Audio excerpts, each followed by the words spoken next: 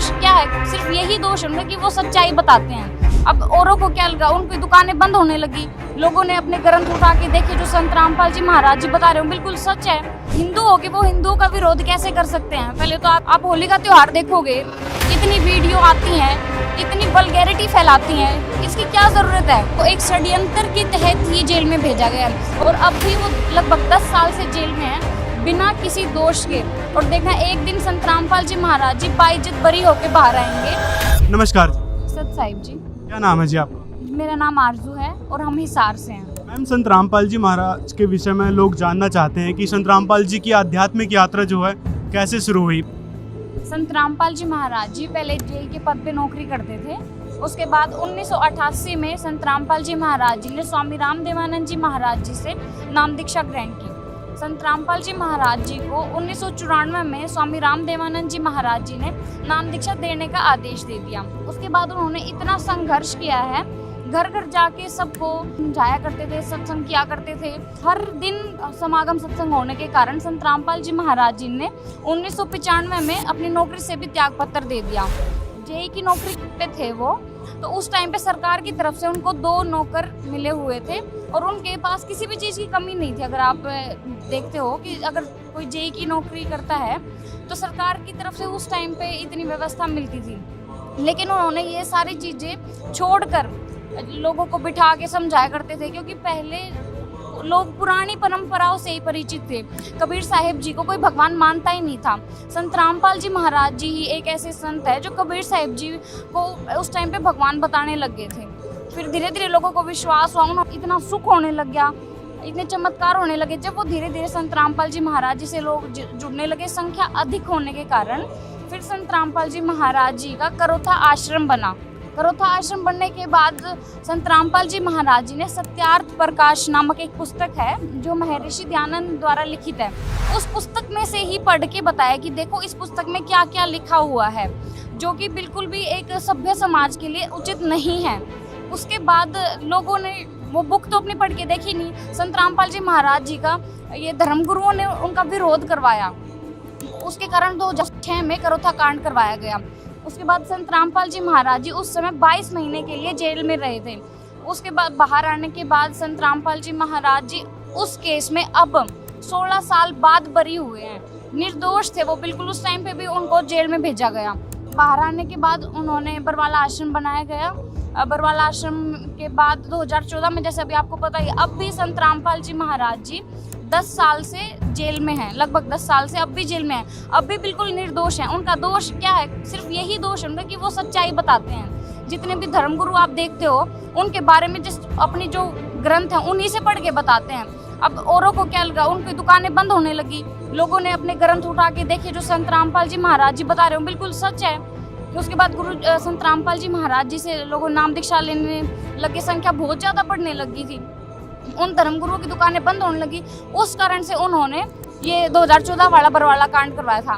वैसे आप देखा जाए तो 2014 में भी संत रामपाल जी महाराज जी को एक षड्यंत्र के तहत ही जेल में भेजा गया और अब भी वो लगभग 10 साल से जेल में है बिना किसी दोष के। और देखना एक दिन संत रामपाल जी महाराज जी बाइज्जत बरी होकर बाहर आएंगे और संत रामपाल जी महाराज जी से ये पूरा विश्व नाम दीक्षा लेगा जी। और क्या कहना चाहेंगे आप संत रामपाल जी महाराज के बारे में?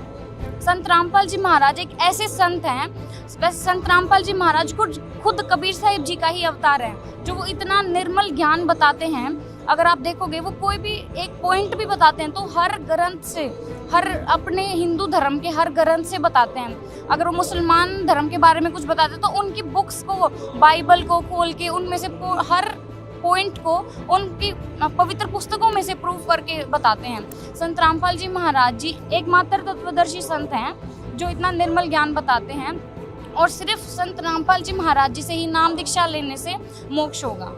मैम, लोग कहते हैं कि संत रामपाल जी महाराज हिंदू विरोधी हैं, देवी देवताओं का अपमान करते हैं, परंपराएं छुड़वाते हैं, क्या कहेंगे आप इसके बारे में? संत रामपाल जी महाराज जी खुद हिंदू हैं, हिंदू होके वो हिंदुओं का विरोध कैसे कर सकते हैं? पहले तो आप ये देखिए। दूसरा, संत रामपाल जी महाराज देवी देवताओं का कभी भी अपमान नहीं करते हैं। अगर आप उनका सत्संग भी सुनोगे तो कभी भी उन्होंने देवी देवताओं का कभी भी अपमान नहीं किया है। संत रामपाल जी महाराज जी देवी देवताओं की भक्ति बताते हैं कि देवी देवताओं की भी हमें भक्ति किस तरह करनी चाहिए। हमारा मेन मोटिव क्या है? हमारा मेन मोटिव है इस जन्म मरण से छुटकारा पाना। और संत रामपाल जी महाराज जो भक्ति विधि बताते हैं वो देवी देवताओं की शास्त्र अनुसार भक्ति बताते हैं, जिससे हमारा मोक्ष होगा। आप कोई भी उनका सत्संग सुनोगे तो वो कोई भी अगर एक पॉइंट भी बताते हैं तो उस पॉइंट पे भी वो एक पॉइंट के भी 10 आपको प्रूफ देते हैं कि एक पॉइंट की ये, जैसे उन्होंने बताया है गीता अध्याय 18 श्लोक 62 और 66 में। 62 में तो उन्होंने लिख दिया कि हे अर्जुन तू सर्व भाव से उस परमेश्वर की शरण में जा, लेकिन 66 में उन्होंने लिखा है कि हे अर्जुन तू उसकी शरण में आ जा। उन्होंने वर्ष का अर्थ ही गलत कर दिया। तो जो संत रामपाल जी महाराज है उन्होंने अपने शास्त्रों का अच्छे से अनुवाद करके हमें शास्त्र विधि अनुसार भक्ति बताई है, जिससे हमारा पूर्ण मोक्ष होगा। परंपराओं के विषय में क्या कहेंगे? परंपरा छुड़वाते हैं? नहीं, संत रामपाल जी महाराज जी जो हमारी एक्स्ट्रा जैसे पुरानी लाग है, हम ऐसे कहेंगे, जो वो छुड़वाते हैं, जिनकी कोई जरूरत ही नहीं है। जैसे आप देखते हो दहेज लेना है, संत रामपाल जी महाराज जी हैं, उन्होंने ये शुरुआत की है। वैसे तो सरकार ने भी इतने ज़्यादा वो इसके विषय में चला रखी है संस्था, लेकिन उसका कोई फायदा नहीं। संत रामपाल जी महाराज जी की अगर आप देखोगे तो उन्होंने दहेज रहित शादियाँ, इतनी सारी शादियाँ करवाई हैं। उनके जितने भी सत्संग होते हैं, समागम होते हैं, हर में सैकड़ों हजारों शादियाँ वो अपने सानिध्य में करवाते हैं। उनका पहला नियम ही ये है कि उनके कोई भी भगत होंगे तो वो दहेज नहीं लेंगे, ना ही देंगे, तभी उनको दीक्षा मिलेगी। उसके बाद एक नशा है, नशे की अगर आप देखोगे सरकार ने इतनी सारी इसमें भी संस्था चला रखी हैं, नशा मुक्ति केंद्र इतने चला रखे हैं, लेकिन नहीं, उनका कोई फायदा नहीं होता है। अगर आप देखो भाई उनमें इतने सारे लोग जाके रह रहे हैं नशा मुक्ति केंद्र पे भी, लेकिन कुछ दिन जैसे वो 10 दिन रहते हैं वहाँ पे, आने के बाद फिर नशा शुरू कर देते हैं। क्यों? उनके पास थोड़े दिन के लिए वहाँ रहते हैं, लेकिन उनके अंदर ना वो नशा की आदत हो जाती है, लत लग जाती है।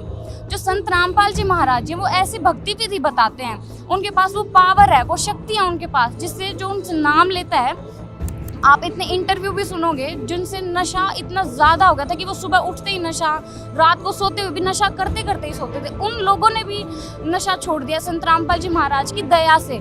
ये उनकी भक्ति विधि में इतनी शक्ति है जिससे लोग नशा छोड़ रहे हैं। जैसे अब आपने बात की है कि परंपराओं की, जैसे अब आप देखते हो होली का त्यौहार है, अभी होली का त्यौहार आने वाला है, तो मैं इसके विषय में आपको बताना चाहूँगी। संत रामपाल जी महाराज जी एक्स्ट्रा जो है इनके छुड़वाते हैं कि हमें ज़रूरत क्या है इन चीज़ों की। आप होली का त्यौहार देखोगे, इतनी वीडियो आती हैं, इतनी वल्गैरिटी फैलाती हैं, इसकी क्या ज़रूरत है? ये किस लिए मनाया जाता था होली का त्यौहार? कि परमात्मा ने प्रहलाद भगत की रक्षा की थी। अब उसका क्या बना दिया लोगों ने? किस तरीके से वल्गैरिटी समाज में आपको देखने को मिल रही है। जो संत रामपाल जी महाराज जी के भगत, उनको कभी भी देखोगे इस प्रकार की चीज़ों से वो बहुत ज़्यादा दूर हैं। ये क्या? ये संत रामपाल जी महाराज जी की पावर है, ये उनकी भक्ति की शक्ति है जो उनके साथ है। धन्यवाद। Thank you. दोस्तों, अगर वीडियो पसंद आया हो तो लाइक जरूर करें, कमेंट में अपनी राय जरूर बताएं और वीडियो को ज्यादा से ज्यादा लोगों तक शेयर करें। साथ में चैनल को सब्सक्राइब भी कर लें ताकि ऐसे ही अनमोल इन्फॉर्मेशन आप तक पहुंचती रहे।